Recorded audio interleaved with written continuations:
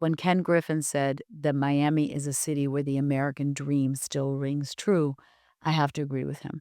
From the day I arrived here in 1961 to today, Miami has been a city where the American dream has always been in the heart and soul of everything we do. From the Cervera Newsroom in sunny Miami, welcome to the Miami Real Estate Podcast, your home for expert insight on all things Miami real estate. I'm your host, Omar De Windt. Let's get started.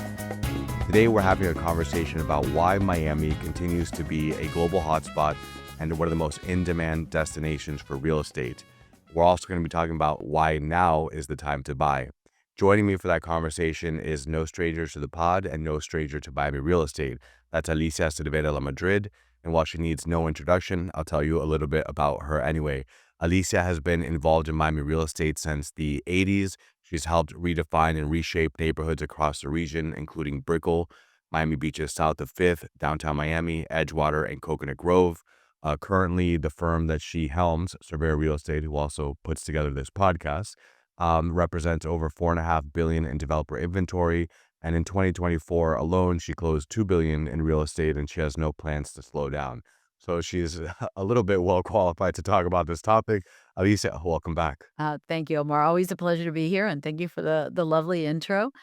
Always exciting to talk about Miami, but right now, as we all know, that excitement is accelerating. Absolutely. And just to frame the conversation for our audience, you've spent almost all summer traveling across the world and across the US talking about why Miami. So give us a little bit of like a catch up on what's been going on. Well, you're right. I have been traveling a lot more than I have actually in years. And it's been a lot of fun because as you go around the world and you talk to different people about Miami, you also talk about the places where they are. And one of the threads that I've noticed is that the same thing is happening in a lot of parts of the world. We're saying, oh, people are moving in or they're moving out. It's too expensive. It's all these newcomers that are making things so well, I heard the same thing in Portugal. I heard the same thing in Spain. I heard the same thing in El Salvador. I heard the same thing in Argentina. It's funny how you hear the same thing. People are migrating from one place to another. They're looking for a place that accommodates their financial circumstances, their personal requirements, and their style of life. And I think there's a great global migration, perhaps in response to the great global hibernation that was caused by COVID, that has triggered all kinds of new realities for people, and they're embracing them and making moves. Throughout the summer and throughout this year, I think different markets have seen different things, but Miami in general has been a strong performer, especially in the luxury sector and definitely in new development sales. I want to talk a little bit today about what is the crux of that why Miami conversation. You like to tee it up with location, strong economic engines, right? With the lack of inventory, amazing lifestyle, right? And all of that equals a sort of a strong appreciation. And also availability of inventory. So I think those fundamentals are true in every city. And as I've gone around and, we've worked really hard on this Why Miami Now presentation, which was just an opportunity to organize everything that's happening in the city because there's so much that sometimes the story gets hard to tell. But those fundamentals of, a great location, a growing population, a wonderful lifestyle, an economy that can sustain that wonderful lifestyle, and availability of product results in an active market and a market that's on the way up. And in Miami, we have all of those factors, and they continue to go in the right direction. Absolutely, Alicia. And so jumping off with location, we talk about Miami being a global city strategically located. And one of the things that sort of amazed me is that Miami is not just a gateway to Latin America, but a gateway to the world now. And when we looked at the number of direct flights to cities, what amazed me was that we're at about 170 cities Yes. across the world with Right. direct flights. Yeah. Super important. That's 64 countries. It's easy access, easy availability. I'm leaving Monday for Prague, and some cities are much easier to get to than others. Mhm. But in Miami, we have so many opportunities to connect to Europe. So you just have choices, which means that you can go through Germany, you can go through Spain, you can go through Paris, you can go through so many different places. And I think that means that they can also come here in the other direction. And access is important, airlift is important, and it keeps the city dynamic and growing. And so our airport is an enormous, enormous asset. And of course, our geographical location makes us very much a logical meeting point for South America, North America, and Europe. One just other fun nugget that just jumped out at me was we do kinda do a version of this presentation for every city we're going to, and when you were recently in New York, and we compared, we said, "Hey, how many direct flights does New York have?" And they had about, I think it was 180 or 185 direct cities, Right. so we're kinda just right behind them, we're only We 10 or really are. 15. Yeah, it's quite amazing. Yeah. And it continues to grow and our access continues to get greater as Miami becomes of more interest to more places around the world. For sure, and speaking of growing, Miami is definitely growing, that's another part of it, population growth. Right. It's been steady for many years, definitely since the '80s. I think, COVID, right, post-COVID was a huge, boom where we like to say the US discovered Right. Miami, and has it stayed that way? It has stayed that way and it continues to grow. Again, when we were preparing for New York, we saw that New York had a dip of about 400,000 people Mhm. during the COVID era, let's say. And of course, Florida had an uptick. So we know that a lot of people from the Northeast came. And of course, the fact that Miami and Florida in general opened so quickly, people discovered Miami in a different way. I think a lot of people already knew Miami as a great vacation spot, but all of a sudden they came here and started living here as a result of the COVID tragedy. And they found this amazing lifestyle and all of these opportunities to not only visit, but stay and make this home. Right. So we're seeing more and more of that. And I think as the world allows you to pick where you want to live because of mass communication and computers and easy transport, et cetera, Miami's becoming more and more viable. So talking about sort of the core one, it's the strong economics, right? The economic drivers and the pro-business policy. 2 is the, connectivity, 3 is the quality of life, and then 4 is the value proposition. So let's start with 1, and that's the strong economy, and before we can get to Miami's economy, I think you have to look at the US, and what is one of the learnings that you had when you look at sort of the GDP and the earning power of the US? Yeah, again, as we're traveling around the world, and in one of the presentations, one of the developers said, when you look at the United States, you should think of it as a continent more than a country. And that, quite frankly, gave me pause and made me curious. So I says, well, talk to me about that. And he said, well, the GDPs of most of the states are so strong that they stand alone. And in fact, then, as you know, we came back. I was all excited with the concept. We drilled all the way down. And every state, even the poorest state in the United States of America, is richer than many, many, many countries. We know that the United States is the strongest economy of the world, but who knew or how many people know that California is the fourth strongest? And then it's followed by, I'm going to say Texas, which is Texas at number at 9. number nine, and then New York at, I think, 11, Yep. and then Florida is 17. Florida is 19, right Right. behind Spain and ahead of Indonesia at Right. 20. But if we take out the three states, Oh, yes. then Florida would If you be took out the 3 states, then Florida would be six 16th. Yeah. 16. Yeah. So imagine Florida, standalone, is the 16th strongest economy in the world. And the significance of that is that as you look at the United States, you hear a lot of global statistics within the United States, or national statistics, I should say. And the point that he was making is what you really need to look at is the statistics in Florida. And in Florida, the statistics are very strong. We have, I think it's the first or second, I think it's the second largest growth in population. Mm, And as you said, we are a very, very business friendly state and we have a tremendous quality of life. for So sure. there's a lot to support it. And the fact that it is so business friendly means that we've had people that have not only moved here individually, but who have in fact moved their entire companies or a very significant presence and the headquarters to Miami. Absolutely, and those include Ken Griffin, Peter Thiel, who else have we had? We've had, Carl Icahn's been here for a while. Well, Steve Witkoff has been here Right. for a while also. And so, in the old phrase of, your parents, so at least my parents looked at me and they would say, tell me who your friends are and I'll tell you who you are.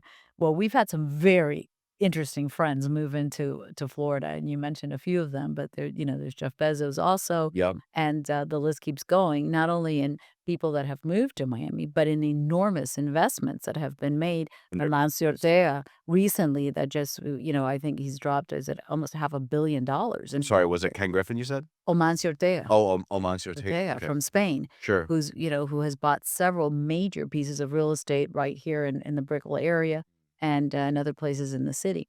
So it's not only that they're moving here and that they're bringing headquarters and or their entire companies here, but they're also investing in very, very big and important numbers in the city. And that's creating a stability in our marketplace and it's creating jobs, which is so important to be able to maintain it. I mean, we have zero state income tax, which is great. We have no mansion tax, which is a tax over, I believe, properties over $1 million, and rank fourth on tax foundations list a business tax climate index, right, for pro-business policies, which, as you said, has led not only individual high net worth individuals, but their companies to come here. And so talk to me about some of the companies that have relocated here. Foremost, of course, is Citadel and Ken Griffin, which we mention often because Ken is not only an enormous financial catalyst and engine on the corporate level, but philanthropically, he has tremendous, tremendous leadership. And I think it was last week that it was announced that he had given $50 million into our education system. Mhm. And it's essentially a public school offering Mhm. within the private sector. And by that, I mean it supports school choice so that parents can choose to use their tax dollars to send their kids to the school. And fact check me on that too, but I Sure. think that's the way that landed.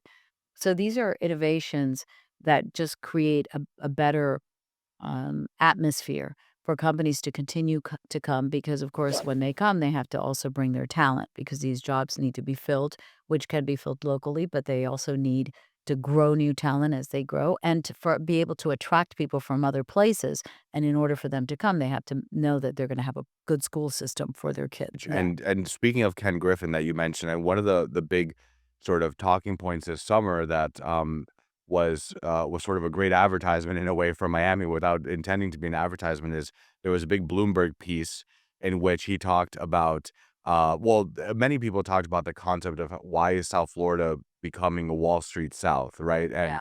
And in that the reporter asked him about a need for more schools and there's not enough housing and there's not and he said, wait, You're talking about New York City or you're talking about Miami? I'm talking about Miami. I just want to make sure because it's the same list of problems, isn't it? And these are the problems of prosperity. These are the problems that you have in cities that are growing, that are booming. These are problems that, frankly, you much prefer over the alternative, right? The counterfactual, you're shrinking, you're dying cities. And we have found that of the people we brought here, no one's asked to go back anywhere else. He nailed it. He said, "These are the problems of thriving cities." And I would rather be addressing problems in a thriving cities than to be in a city that in fact is going in the wrong direction or is a dying city.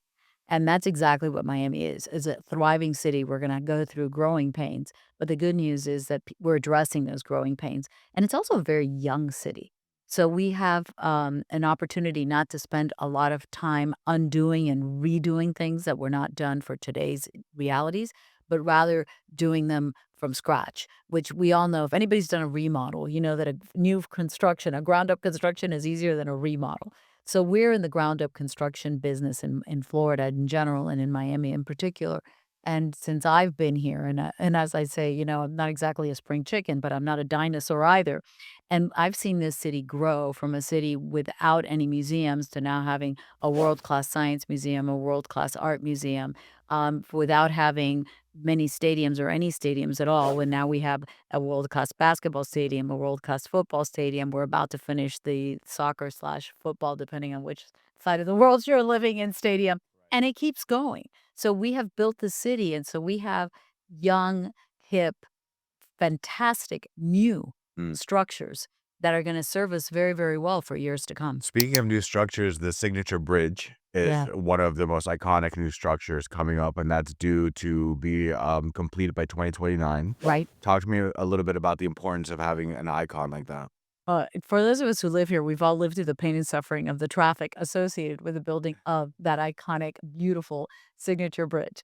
And as I was sitting there, as all of us pulling my hair out, trying to get through the traffic to wherever I was going, I had this moment of an aha moment, if you will, where I thought to myself, wow, this really is our city's first monument. And that had been pointed out to me by a friend of mine that was visiting me from Spain. She said, "It's a beautiful city, but it kind of surprises me that you don't have any monuments." And of course, she was coming from Madrid that is so rich in monuments. And I was a true statement, right?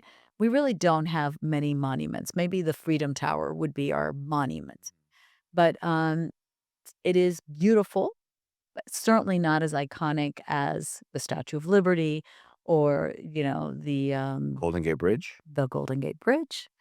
And this is our Golden Gate Bridge. Yeah. And I had that moment where I thought to myself, I'm so lucky to have this, front row seat to history that I can see this bridge being built, like the people who were in San Francisco Yeah. when the Golden Gate Bridge was built. So I just projected myself forward, imagining myself the day that that bridge opens and standing there with my husband and my kids and my grandkids Mm. and maybe mom and Right. saying, wow, here it is, Yeah, no, that is an interesting way to look at it, and hopefully, I mean, maybe that'll be one of the new iconic shots instead of Deco Dry, which I think as locals we're kinda Yeah. tired of, right? Right.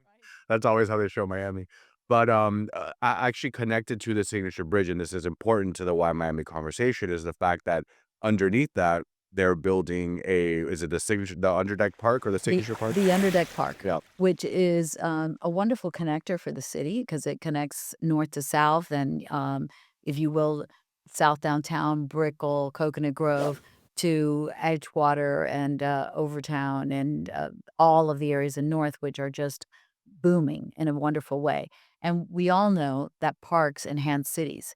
And now there's a lot of studies around, how there's this tremendous halo effect that's a financial effect in terms of how prices go up Right. because the quality of life increases so much. And most notably, we saw that in New York after the High Line was built in Yeah. areas that were sort of in need of some love, and Yeah, there's that that was halo effect. yeah, that was just such an enormous, and easy to track effect because since it was built on a track, it went through various neighborhoods, and the one continuous, um, factor was the park, Right. and everything around it just started to go up. So that's important. That's an important driver, especially for downtown, where the Signature Bridge is being built.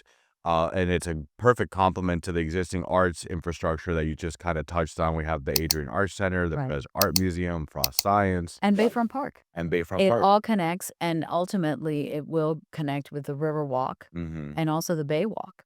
Right. So it's just this incredible connectivity that's happening in the city with linear parks that are both waterfront and landlocked, as is our underline, and it all comes together in this very significant space that's being created there. For those who don't know what the Baywalk is, and you should look this up, especially our realtors that are listening, is it's a boardwalk essentially up Yeah. from Edgewater, I believe, down to Brickell. Is it? Down across the river and then to Brickell, and Brickell. yeah, it does go around Brickell Key, and it's interesting because the zoning is now in place where if you're building something new, like for instance on the river when we built Aston Martin, they had to add to the river walk. The same thing is happening now on the bay, and in areas where buildings don't permit it because they've already been built, then the plan is to pop out and create like bridges to Sure. connect. Which is great for walkability and quality of life. And then, can't go without mentioning the Underline, Right. which is the other linear park. I want to say it is a 10.5 acre linear park that is expected to be completed in 2026. Started a few years ago, beginning in Brickell at the river, Right. and goes all the way down to Dadeland, Miami, and that's going to be huge. It is huge. It's already well into the University of Miami and continues to go. So the connectivity is fantastic, very exciting to see how that affects the neighborhoods. And you can start seeing people walking around and they're with their dogs or they're playing whatever, in the places where Yeah. they have courts, et cetera, et cetera. It's really been a beautiful thing to see. For sure. And just closing out, I'm gonna bounce around here a little bit, but closing out the finance conversation, we talked a little bit about Wall Street South.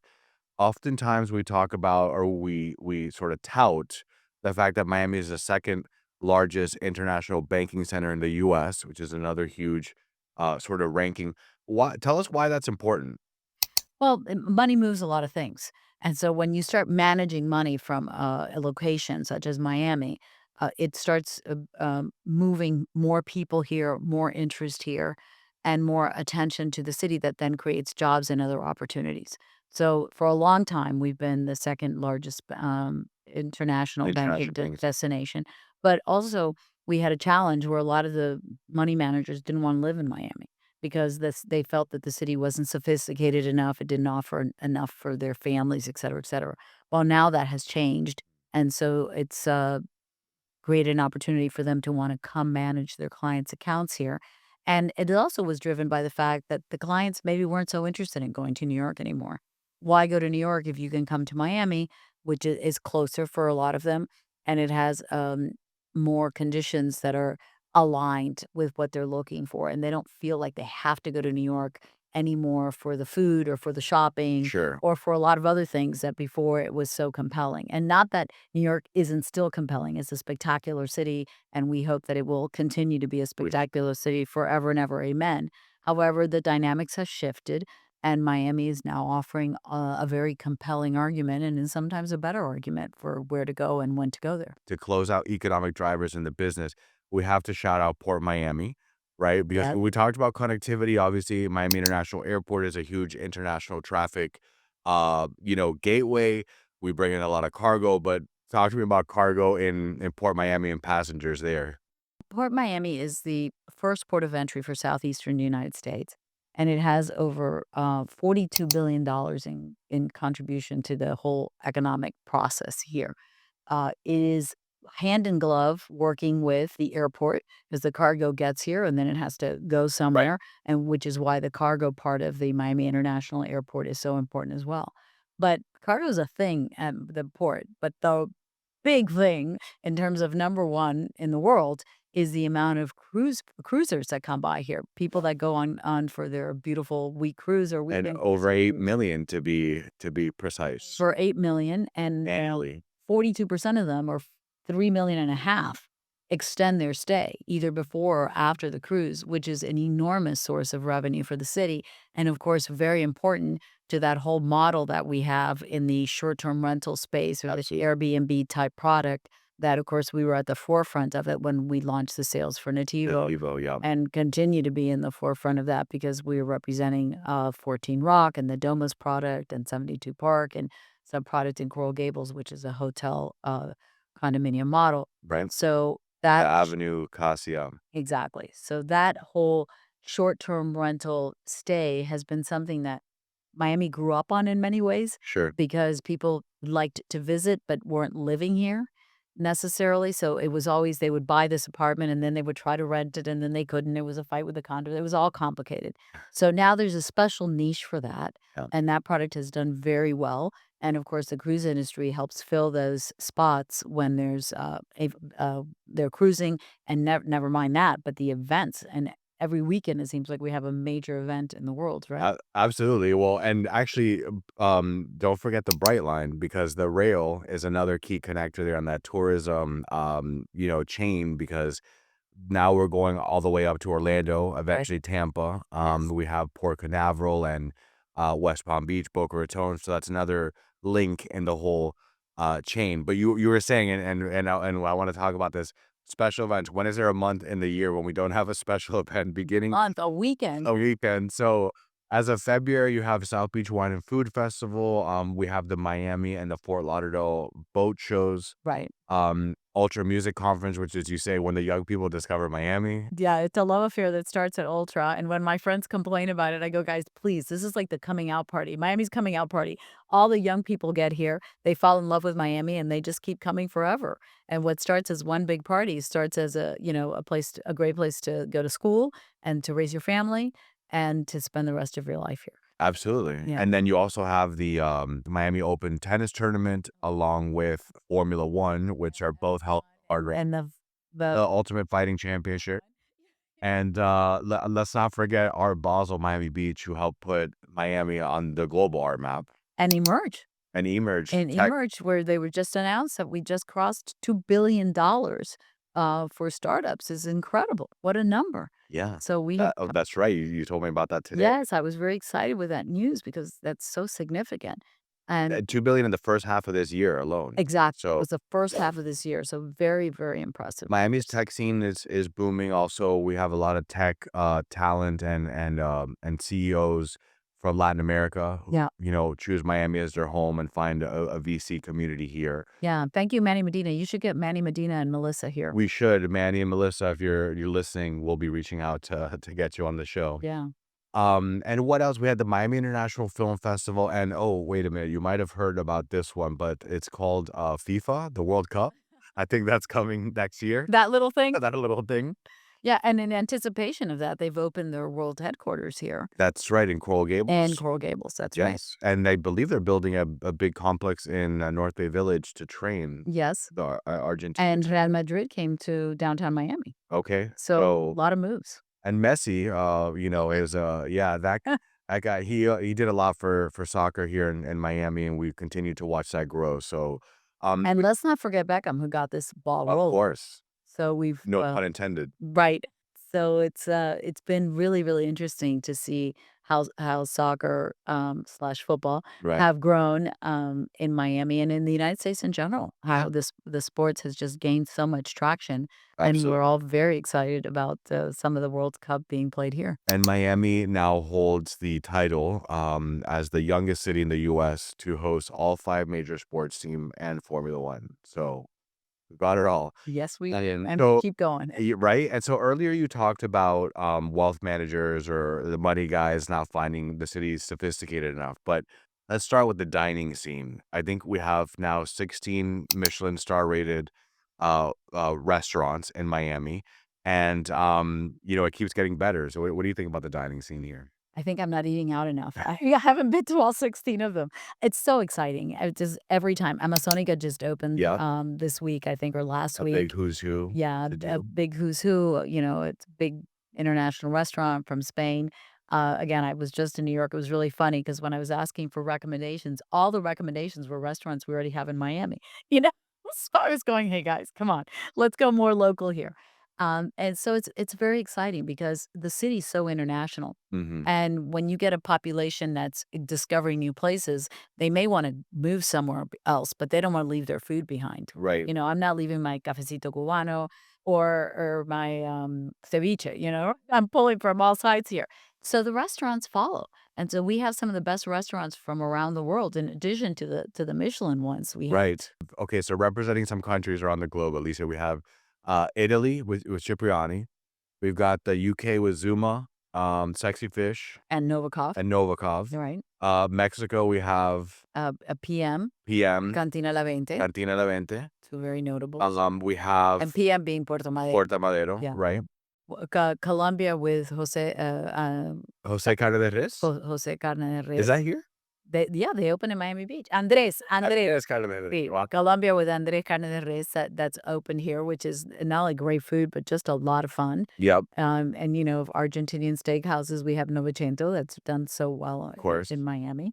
And actually, look domestically, the New York outpost, we have some good ones. Yeah, New York, like I said, it's almost ridiculous now. Every restaurant that they said, Milos, well, we have that Sure. in Miami.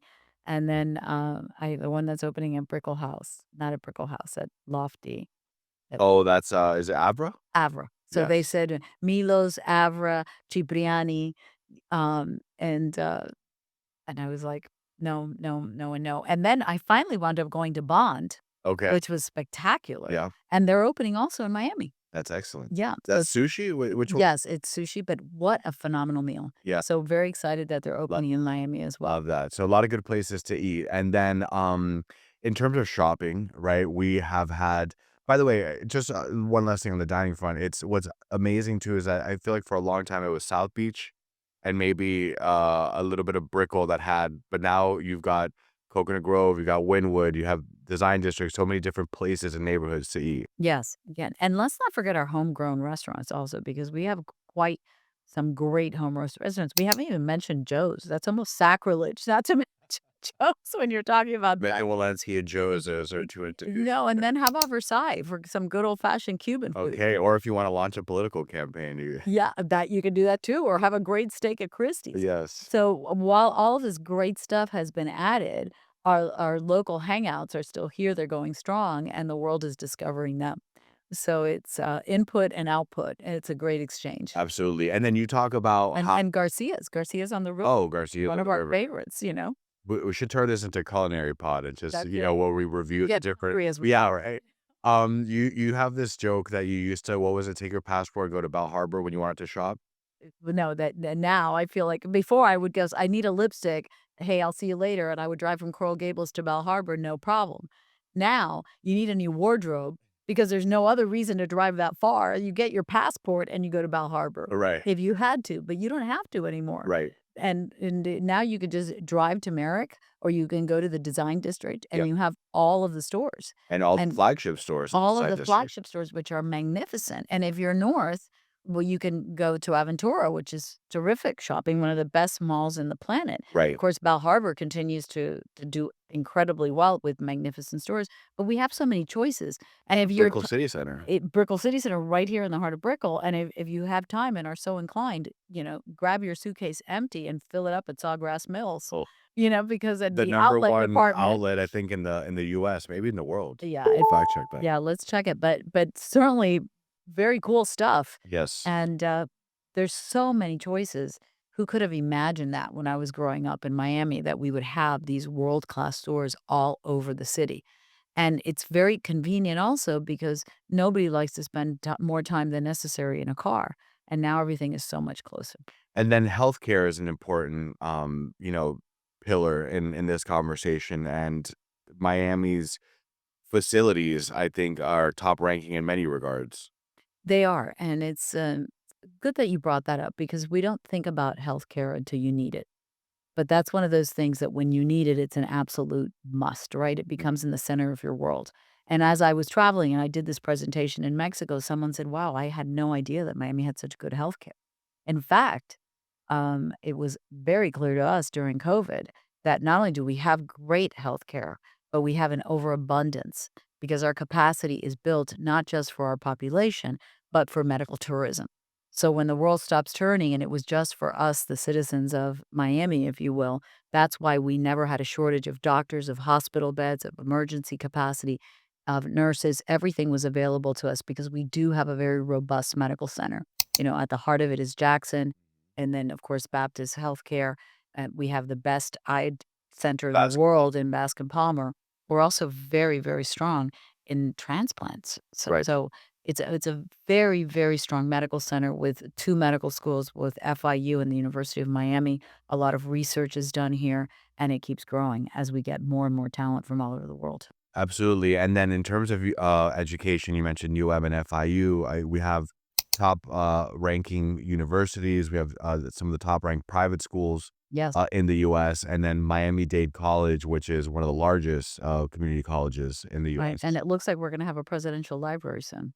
I heard that. Yes. That's exciting. So, a very exciting announcement. It looks like the Trump library will come to Miami. So, Okay, it's very cool. love him or hate him, it's very fantastic to have a presidential library in your city. Absolutely. It's that will be another big get for Miami. It will be. And And talking about gets, what about the G20? is that coming here? It's coming December of next year. Oh, very exciting. So that's very exciting. It points to the fact that Miami has become a city that is not just central to South America and North America, but really central to the world. Yeah, it's I think we're taken seriously Yeah, now. With it's about time. right. Exactly. And so let's talk a little bit about some of the fun, let's say, I say taken seriously because it was often considered a beach or a party town, but we don't want to forget that because that is still part of what makes Miami special. I mean, 100%. when you're boating, whether you're in Biscayne Bay or in the Bahamas, I think that, there's nothing wrong with that. There's absolutely nothing wrong to have fun. In fact, are we living to work or working to live? And in Miami, we work to live and we live very well. Right, and so the Bahamas, like I mentioned, is basically like the backyard. It's an hour and a half away, maybe 2 hours by boat. Right. It's a quick 30-minute ride. There's beautiful water everywhere you go, sandbars throughout South Florida. We're the only city in the US to be flanked by two national parks. That's the Everglades and Biscayne Bay. Yes, exactly. And we have these great getaways because, yeah, the Bahamas is fantastic, but you don't need to go to the Bahamas. You can go to the west coast of Florida Yeah, that has all of these beautiful beaches if you're tired of coming to the beaches in Miami, which are also gorgeous. So you have lots of options in easy to get to places, right. and do it the Miami way. And the best part is that comes with an average temperature of about 78 degrees year round and almost 300 days of sunshine. Right. So So not a bad place to be outside. Alicia, so all of these things together then brings us to the value proposition, right? So Miami, and over the years, I think we've seen a steady growth in appreciation, both in single family and condominium offerings. But as it relates to the world stage, right? You have this graphic of this world map, and it Right. says, what does $1 million buy you around the world? And when you look at Miami at 624 square feet is what $1 million gets you in terms of prime residential property. And at first you want to sort of cry because you're thinking, is that a studio I just bought for $1 million? When you look at Monaco, it's 204 square feet. Right. When you look at New York, it's 366 square feet, also London. So at Miami, at 624 square feet is still an amazing deal. It is an amazing deal, and I have to tell you, while I'm delighted to see it's an amazing deal, I was so delighted to see us in that list Right. because we weren't always on that list, and because that list is comparing the major class cities around the world and where the value proposition lies. So we're new to the list, which means that our value proposition is phenomenal compared to the cities that have been there for a long time. But my question now is, how long do we think that spread is gonna be there? Right. So when I talk about Miami now, and I think that people are saying, "Oh, it's gone up so much," and they're right. The prices have gone up so much, but so has the offering Right. because it's offering so much more now than it used to. How much more do we think it's gonna go up, and how fast do we think that's gonna happen? Absolutely. I mean, I know we're big believers in Miami here, in the short and in the long run. I do want to get your take, Alicia. There's always a talk of uncertainty, the rumblings of what's happening in the economy, both nationally and globally. The big R word keeps getting thrown around. That's recession. What's your take? What's your message, and how are you reading the tea leaves? So tea leaves are tea leaves, and glass balls, crystal balls are crystal balls. And I don't drink tea, and my crystal ball is always cloudy. But what's never been cloudy is Miami. Miami's also always been very clear, and it's been clear because it has performed year after year after year, and it has been transformed into a better and better and more interesting city. And has that been without its setbacks? Absolutely not. We have had setbacks, as we all know, there's been dips, and those are what I call growing pains. But usually there's more growing pains in infancy than there are as you get more developed. And right now, Miami's at that great age, and you know my background's in psychology, so I always take things back to people. And, this city, I'm gonna say, is very much in its prime, late 30s, mid 40s. Life is good. We've kind of figured out who we are, who we wanna be with, and what we wanna do, and we are coasting along. And so if you look at history as the best indicator of things to come, we can see that Miami has consistently over time gone in the right direction of appreciation, gone in the right direction of jobs, gone in the right direction of culinary experiences, of sports experiences, of art experiences. It's just gone in the right direction with everything. And there are no indicators that would say that it's gonna go in any other direction. It continues to go up. So all of us knowing that, real estate is not a short-term play, and that no one knows exactly when to put money into a real estate market or take it out. The bet has to be in a market that has consistency going in the right direction, and Miami is a very strong bet. Why Miami now? Give me the final thoughts. They've heard everything you said here today. They want to go talk to their buyers, their investors. What's the final take? So I'm gonna lean into Ken Griffin because as new to the city, when you arrive somewhere as the new person on the block, if you will, you see things that people that have been walking down that block don't see or just take for granted. When Ken Griffin said that Miami is a city where the American dream still rings true, I have to agree with him. From the day I arrived here in 1961 to today, Miami has been a city where the American dream has always been in the heart and soul of everything we do. So we are excited about living in the city. We're very positive about things to come. And for those of us who work hard and are engaged, the American dream is alive and living in Miami, and thank you, Ken Griffin, for reminding us all of that. I love it. I like it. I love it. We're going to leave it there. And ladies and gentlemen, this was Alicia Cervera Lamadrid, managing partner of Cervera Real Estate. I hope you guys are excited about Why Miami Now, because I definitely am. Thank you so much for listening. Make sure to like and subscribe on Apple, Spotify, or wherever you get your podcasts. We'll have new episodes on a regular basis. Make sure to leave us a review. And I actually do want to mention that Cervera Real Estate, puts on the podcast. We got to keep the lights on, right? With a shout out to our Yes. sponsor. If you're looking to join an amazing team, Cervera is the place where you will be recognized and have a great amount of talent and resources put behind you. So you can email careers@Cervera if you want to learn more. Either way, until then, please remember that here in Miami, the future is always bright. We look forward to seeing you next time. Alicia, thank you for coming. Thank you, Omar. Always fun. Likewise. Take care, folks. From all of us here in Miami, where the future is always bright. Until next time.